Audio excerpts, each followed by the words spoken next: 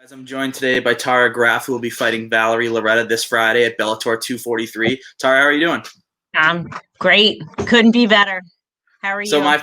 I'm good. My first question is, are you currently in the quarantine? Are you, have you been tested, and are you now sitting in the hotel room just waiting things out? Yeah. I am. I'm looking at these four walls, ready to get out of here. Yeah, I'm sure.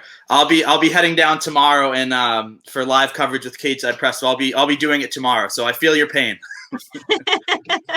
So this isn't the first time you're supposed to be meeting Valerie Loureda in the cage. It was in January, I think, of this year that it was supposed to happen. It was, yes, it was supposed to happen. Yep, January 25th. So it's been a long time in the making. And so, speak on that. That was her pulling out. There was never really, some said weight issues. There was never really a reason defined. There was no clear answer. No, Yeah. I mean, it said undisclosed injury. Somebody showed me one of her podcasts, and she had said that there was a little bit of a weight issue. Yeah, it sucks. I went through the whole camp super ready. I was pumped, ready to go. On the Cyborg card. Mm-hmm. And so about 2 weeks, to the fight was dropped. So I was definitely upset. Not happy. So it's been brewing. Yeah, and rightfully so. I mean, how much does that play into this second meeting now? Which is really the first meeting, but second time you're supposed to be fighting her. Just more fuel to the fire. Would you say there's bad blood between you two? Not bad blood, no, but I'm coming. I'm coming, and I'm coming harder than I was before. So and this is no bad blood. Your first. It is what it is. Yeah. Everything happens for a reason, so we're here. And you're given the chance to fight her again here 8 months later. So exactly, here you are exactly with a whole new experience with this quarantine mess. Exactly. That was another question I was going to say. Did you ever expect that you'd be fighting in a fight week where you're just everything? I mean, speak on just yeah, it's just so different. I mean, not only like everything leading up to the fight, but not having to be able to go out and get my stuff for cutting, or just being locked in a room, when normally you can go do whatever you want. You can run the parking lot, do whatever. It's very different, very different. And so I know I was there on the first card back that they had with Pettis versus Bandejas, and a lot of the fighters that I spoke to were very happy with what Bellator. They had their own kind of sauna, they had their own little training areas, that was specific to them. They didn't have to have their teammates or opponents next to them and anything like that. Yeah, I haven't been able to experience that yet. We're still in the first kind of phase of our lockdown. But so far they have been excellent. Like they treat you like gold. So yeah, it's been really good. Mm-hmm. But and I'm so, sure I'm no, sure that the next steps are going to be awesome too. So yeah. So your first fight back since 2018, you've had some injury trouble, a long layoff. I mean, how good does it feel, to be back? Oh, I have had the itch for so long. Like it feels great. I was scheduled to fight. It was 2 weeks before I had that surgery. No injury. It was just a crazy fluke. It was septic bursitis. That took, it didn't take that long to heal, but it took some time. Of course, I had to get myself back in shape and get everything moving right again. So then I was looking hard, and then I was offered a few fights, and luckily I hadn't agreed to anything when Bellator came to me in January. So, it's been on since then, and I was supposed to do, after she backed out of the fight the first time, we were supposed to fight in June. There was a tentative date. And then of course the COVID shut all that down. So I have had the itch, and I'm so ready. People talk about ring rust. No ring rust here. I'm ready to get back in, and I'm going to show you guys, like, it's the new Tiny Terror. We're looking forward to it. So, I mean, like you said, January comes around. You're supposed to be fighting in Bellator. You had other offers. That fight gets canceled. Was Bellator set on having this fight happen? You said it, was scheduled again for June. And now, were you worried that you never get the chance to fight in Bellator? No, they made it pretty clear that they wanted this to happen. And I have, two others now on the contract. So it's great.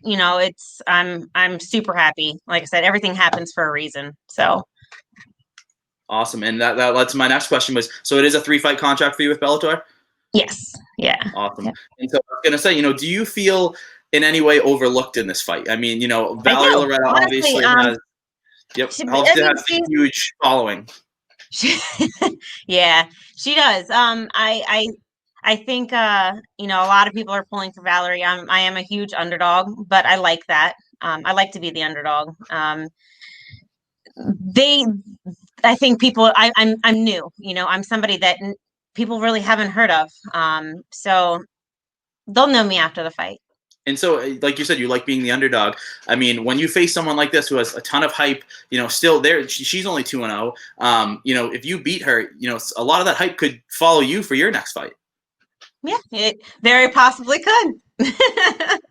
Something to look forward to. So Absolutely. she's in a big gym. She's at American Top Team, huge gym, mega camp. A lot of fighters when I talk to that are from smaller gyms going to fight someone from those mega camps, those big gyms, the ATTs, the AKs, and others.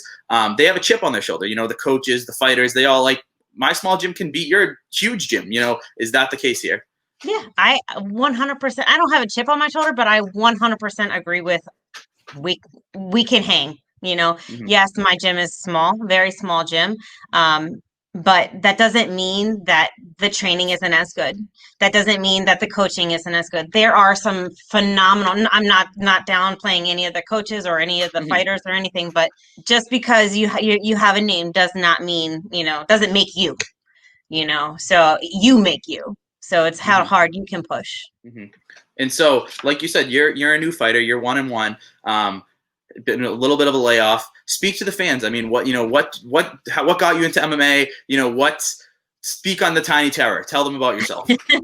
Well, I've always been into, mixed martial arts. Unfortunately, I didn't do it as a child, which I kind of, in a way, wish I would have. In a way, I'm glad I didn't. I don't have the wear and tear on my body. Yes, I'm 34 years old, which people look at that as old in the MMA community, but it's not. My body hasn't been through the ringer. I haven't taken the damage, so I feel that I've gotten smarter, I should say, as I've gotten older, more mature.